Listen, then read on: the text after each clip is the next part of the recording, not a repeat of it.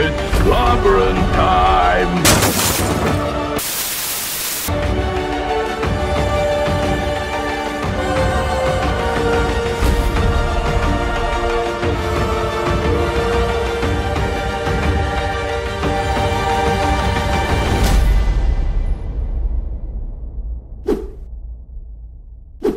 Mas, a gente tava falando dessa questão do Romita começar a trabalhar com a Aranha, lendo as informações a respeito dele, uma das coisas que ficou muito perceptível por causa dessa passagem dele nos títulos de romance da DC Comics, como ele precisava trabalhar mulheres com shapes, né, formatos diferentes de rosto. Claro que o cabelo ajudava muito também, dava bastante diferença de uma pra outra. Mas assim, isso ele levou pro desenho do Homem-Aranha, a ponto dele ficar meio que na noia de ter que fazer sempre a Gwen Stacy e a Mary Jane competirem até nos seus visuais, assim. Ele relata uma coisa nessa entrevista que ele deu no livro da biografia dele, que é muito peculiar, cara, que o Stan Lee passava pela mesa dele e largava revistas de moda o tempo todo. E aí chegava uma hora... Pois é, e aí chegou uma hora que ele não sabia mais o que ele ia fazer as personagens vestir, então ele começava a misturar sem nenhum senso de moda. E aí chegava tudo quanto era as mulheres, assim, falando com ele. Nossa, como é que você tira aquelas ideias de roupa tão fantásticas? E não sei o que mais, ele...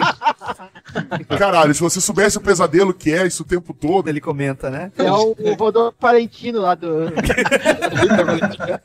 Victor Valentino dos quadrinhos.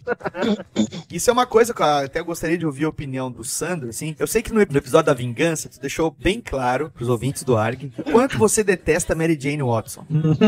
Agora, eu gostaria que tu, já que estamos falando de um episódio em que a gente tem um autor que desenhou as duas igualmente maravilhosas, por que você dá preferência pra Gwen Stacy e despreza Mary Jane Watson? É o que foi feito depois com a personagem? Porque ela simplesmente entrou pra competir com a Gwen Stacy? Afinal de contas, na sua punheta, você pensava em quem?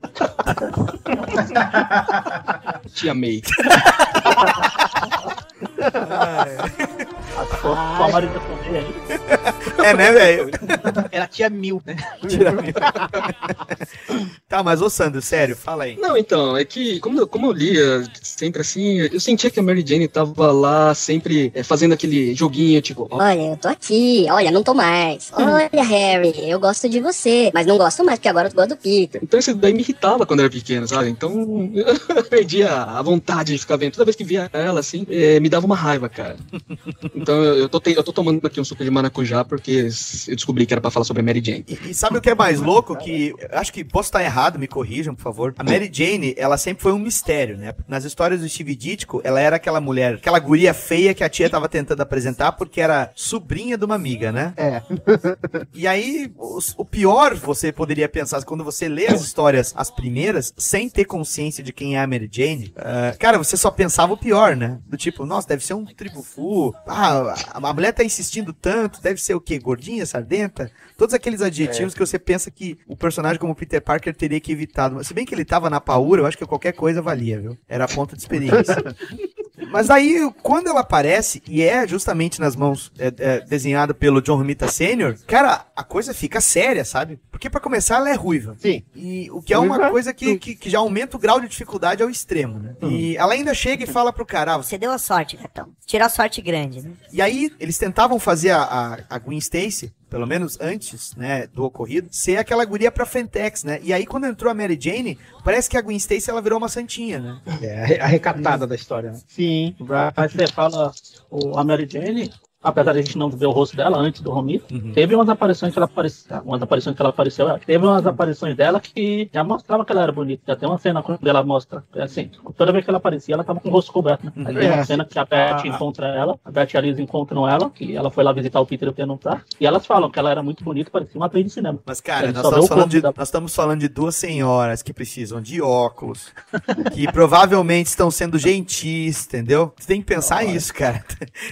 Eu, quando eu li, pelo menos eu pensei assim, nossa, ela tá sendo gentil com a moça. Só se ela for daquele tipo Raimundo lá, porque mandei uma imagem aí, a imagem da aparição dela. Tinha silhuetas, né, que apareciam. Você sabe, a primeira história que eu li que o Romita desenhava, tinha a Mary Jane, né? Ela trabalhava pro Kraven, o caçador, né? Tu vê, mas ela era secretária? O que ela era? O Kraven trabalhava num circo e ela era a secretária dele ali no circo, domador de tigres ali. Caraca! Né? E, tipo, nessa história história, você já fica com uma raiva dela. E chega no final, ela chega, depois de tudo que acontece na história, ela pede demissão, aí ela chega pro Kraven e fala, Eu vou deixar você porque eu vou correr atrás do Peter Parker. Poxa, que louco. Você não tá confundindo a história, não? Não. Essa história, ela saiu na RGE, que eu conferi aqui, foi com o Romita desenhando justamente essa. Um pequeno à parte aqui, o Magari mandou essa imagem da primeira aparição da Gwen Stacy, da Mary Jane. Mary Jane. E aí tu tem Opa, a não Iris, confundo o nome. tu tem a Iris e tu tem quem aqui tá do lado? A Betty Brant, né? A Beth Isso. Alice. A Betty Alice. E as duas estão realmente chocadas, né? De como ela que aparenta, né? Falando que ela parece... Agora que eu te entendi. Eu achei que era a tia May e a... E a mãe. É, exatamente. Não, são as outras duas, achando que ela parece uma atriz de cinema. Ah, tá. Já é mais confiável a fonte, né? Exatamente. Se bem que a cara que o Steve Ditko fez nessas duas é de se compreender. Com todo respeito ao grande Ditko. Não, é engraçado que elas não contam nada. Elas não devem ter contado nada pro Peter Parker, né? Não vamos contar pra ele, né? Vamos dizer que ela é uma baranga. Vamos falar que é uma baranga, deixar todos os leitores pensarem isso. Eu não lembro quem falou da Mary Jane pro Kraven aí. Foi o Rojo? Sabe? Então, isso aí é na tira de jornal. Isso, então, que eu peguei na edição da RGE era aquele almanaque do Aranha que vinha compilado, né? As tirinhas de jornal. Não é... É uma cronologia à parte, o tira de jornal. O Aranha da Terra tira. Stripverse, né? Ele permaneceu um tempo em que pode-se dizer que ele praticamente deu o shape do Homem-Aranha, que era a maior franquia da Marvel até o momento, consolidou mais ou menos como era o visual do personagem. Talvez essa elegância que ele fazia para os personagens das histórias de romance, essa elegância ela acabou sendo passada também para os personagens, os coadjuvantes e o próprio Homem-Aranha, né? O Homem-Aranha era franzino, e aí quando o Romitão começou a desenhar ele, o personagem ganhou corpo de adulto, né? Ah, sim, ficou uma diferença bem grande. Ficou mais atlético, né? E isso foi para a imagem do Homem-Aranha no licenciamento também, que é um segundo momento da carreira do Romita, né? Isso é uma coisa que eu ia perguntar pra vocês, lendo a respeito do John Romita. Vocês acham que o John Romita tá pra Marvel, especificamente pro Homem-Aranha, quanto o Garcia Lopes tá pra DC? Eu cheguei a essa conclusão. Eu acho que sim. Não sei se porque me remete à infância, mas a maioria das coisas que eu lembro são deles. Pois O que é um pouco irônico, porque hoje em dia tu vê o licenciamento da Marvel e é meio que uma mistura de artes do Romita Jr., do John Byrne, do John Buscema, do Romita Sênior. É uma mistureba, né? Os caras recortam, aplicam, vetorizam, dá um caralho com asa ali, sei lá.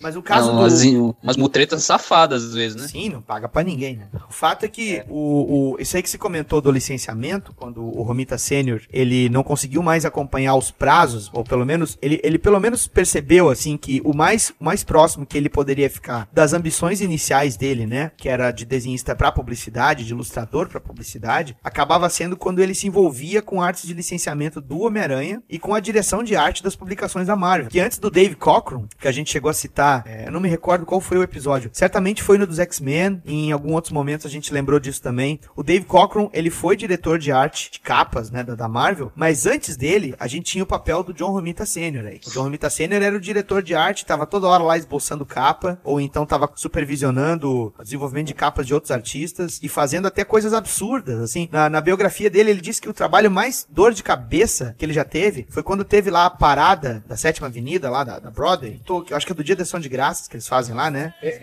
Aqueles dos balões, né? Isso, ele fez um balão gigante do Homem-Aranha, cara. A postura do personagem tá bizarra, assim. Mas ele precisou durante meses ficar planejando aquela merda e não ficou do jeito que ele queria, ele ficou chateado. E ele às vezes fazia também artes pra promover a publicação das tiras do Homem-Aranha nos jornais. E essas artes eles mandavam pros jornais e os caras contratavam qualquer estagiário lá, sobrinho do editor lá, mandavam traçar em cima com papel vegetal, ficava uma bosta.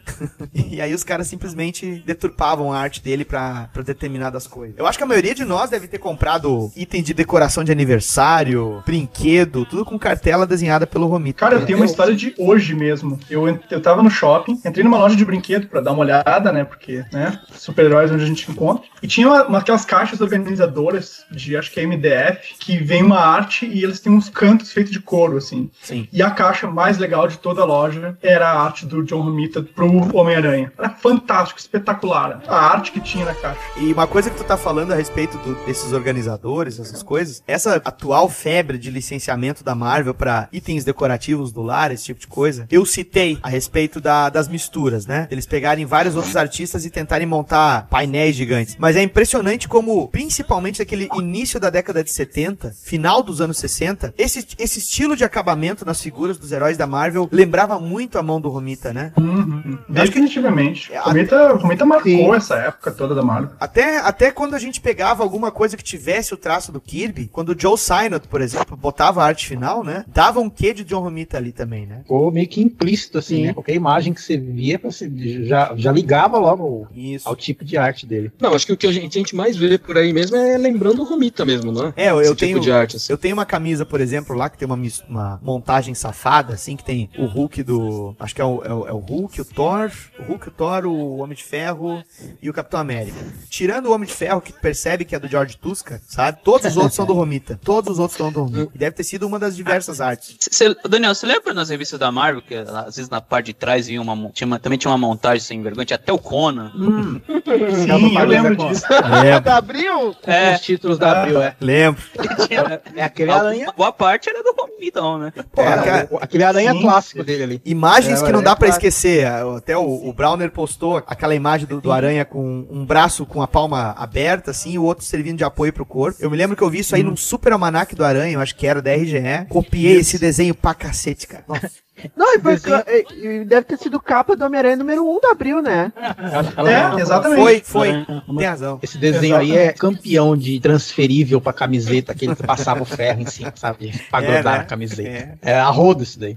Sabe, agora que a gente conversando isso aí, cara, eu nunca tive uma festa temática de quadrinhos, a não ser há 2 anos atrás, que a minha mulher deu uma festa surpresa pra mim. Mas, lembrando mais pra trás, quando eu tinha uns 8, 9 anos, eu tive uma festa temática do Homem-Aranha, que os pratos de aniversário, os pratos pra botar fatia de bolo, tudo, os copos, os guardanapos, era ilustração do Romita, cara. Era o mesmo desenho, eles só repetiam, né? Isso é muito foda, cara. Esse comparativo que tu fez, Gustavo, eu acho muito pertinente, sabe? Quando a gente pensa que a arte de licenciamento dele, ele era o único cara que fazia isso, né? O licenciamento da Marvel, ele só ficou com a estética mais mista somente nos dias de hoje, que tu tá explorando isso ao extremo, né? Mas quando a gente lembra, nesse período da Era de Bronze, tu tinha um único artista, né? E que assim como a DC fez com o Garcia Lopes, eles usavam muito o Romitão.